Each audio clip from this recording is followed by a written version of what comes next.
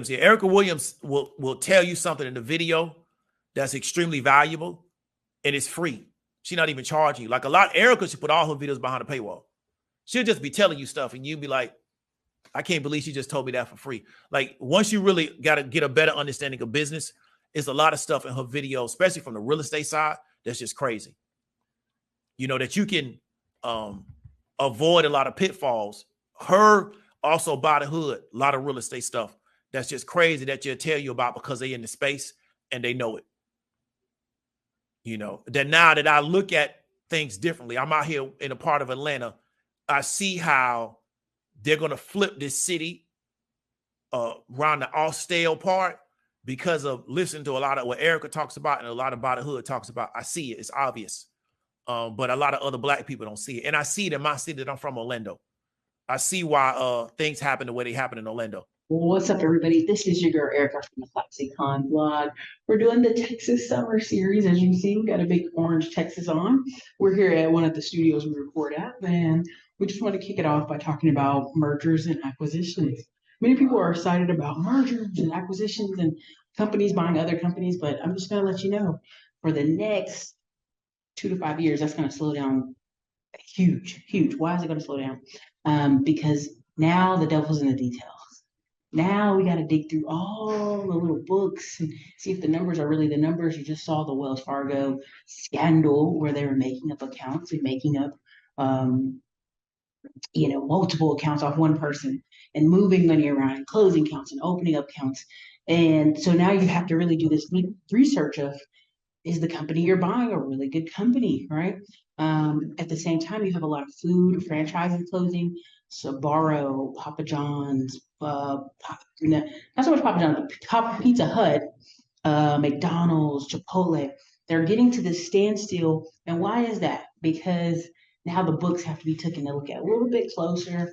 Now a slow restaurant that you might have kept open for a year or two. If you think it's going to go into recession, you're not going to keep it open. Right. And then also you have food costs. Food costs are so much higher right now. So when you're seeing the food cost and you're determining if you're going to keep a company open, yeah, it's starting to look real bleak for some areas. So the mergers and acquisitions that most people are looking for, when WeWork absorbed Common Desk, right? Because you're like, how is WeWork still out here alive and thriving? And that's because it kept absorbing other companies. I laugh about people boycotting because why boycott? Most of these companies like Pepsi-Cola, all these companies, they own multiple, they're a conglomerate. They own multiple things. We have people mad about China. China bought out like 70 farms on the East Coast and Smithfield farms. So they're doing all these big mergers a couple years ago. For the next foreseeable future, it'll slow down because the company really has to prove its value. And a lot of the .com eras, boom and bust, if you just said you had tech and AI and you were the Uber version of something, you got sold, you got purchased, you got bought. But that's going to slow down because now you got to prove those numbers. You got to prove that data, you got to prove those numbers. Why is this a good thing for you? A lot of the smaller mom and pop businesses that just assumes, I'm going to retire here in a year or two. I'm just going to sell my company. It's going to be grand. And I'm going to be sailing off in Mexico with my grandkids on a boat with $1 million+ in the bank. Now they see that might not be possible. Now they got to really show you why the company is worth what it's worth. Now them owning it for 20 or 30 years is not the same argument that they had before. Oh, this laundromat's always been great. This farmer's market's always been great. This farm, this business, this oil change, whatever the mom and pop business is, we have a huge number of mom and pops retiring, but they're not going to be caught up, in these huge numbers, from original mergers and acquisitions. Now they're kind of already in their position to be bought. So this is something I want to address in this summer series I thought was really important. And a lot of people think, I'm just going to go out and buy a business. Well, I did that process. I tried multiple times to buy businesses in Texas, and because the hype of Texas, the hype of Austin, and the highway coming through here, this is going to be built over there. A lot of people struggled with even selling because they thought, if I sell too early, I'm going to miss out on all this big money. Oh, if I sell too low, I have to go back and get to work again. That was what one of the people that I wanted to buy a business from said, well, if I retire here and I sell this to you, I still got to go and get another job because I have kids in high school. And so you have people who are going to wake up and they're still thinking it's 5 years ago and they're going to get bought out for millions of dollars. And that's just not the case. So I wish a lot of you good luck because I see a lot of people marketing the buy a business strategy. And I think it's a little early. We will have boomers retiring every day, thousands of them for the next 10 years, but not like people think this can be. Not like, oh, I'm gonna be able to buy a business for $1 and no money down. And those fanciful deals, a lot of these people need cash. Whether it's a family issue, it's cancer, it's their kids need money for college, they need money. They're not gonna sit here and sell you a business for free that they blood, sweat, and tear for 30 years. It's just not gonna happen. And big companies who are right now are sitting on tons of commercial space aren't jumping up to buy other companies unless they can show where it's going to bring the numbers to them. Because what happens when you buy a big business, you have to almost see where everything duplicates, right? If you buy a company that's exactly like your company, well, now you've got too many accountants, too many sales reps, too many things that are similar that you got to get rid of, right? I was telling you guys about Truist Bank, how I went in there. You know, Truist Bank is the merger between BB&T and SunTrust. And all their problems, whenever you talk to any branches, it comes from SunTrust. It doesn't come from BB&T. It doesn't come from my side. So this merger that they thought was such a great ideal is giving them a lot of headache. And now they're fighting and positioning for clients.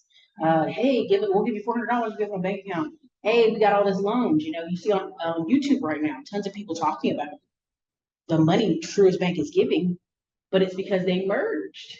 They did a merger, and now they have to kind of fight for that position in business banking. So that was my little 2 cents on that, and I hope this little conversation with you guys continues on another series. But welcome to the Texas Summer Series, and you guys, it's your girl Ericka, Classic Love Laws. So it was actually PNC that was tripping on me because like that's been the bank that I've been using for business, and so I had tried to get 50K in trade line last year, like in the summertime, and so they denied it, and so when I had took this course here, I had did some of the things like I had added like I think it's Red Spectrum. I had got a trade line from there, signed up with Nav, because I got a Uline as well. And then I found through Red Spectrum, they got a t-shirt company that you could sign up with and they'll give you a trade line as well. And so you can get like t-shirts made. And so what I did, I know all of my cards statement dates. So I made sure to pay down each card before those dates hit. So I have a super low utilization. So then I went back to PNC and then I asked for 50K again. So this time, because the first time I tried to get it, I went online. Then they sent me a letter with the denial. So this time I went in, talked to the banker. And so we went through everything. I asked for 50.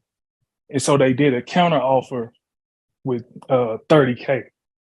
So he told me I was the first one to get a business trade line of credit because he didn't even know how the process go. So I was able to get it because I was gonna go for the credit card at the same time.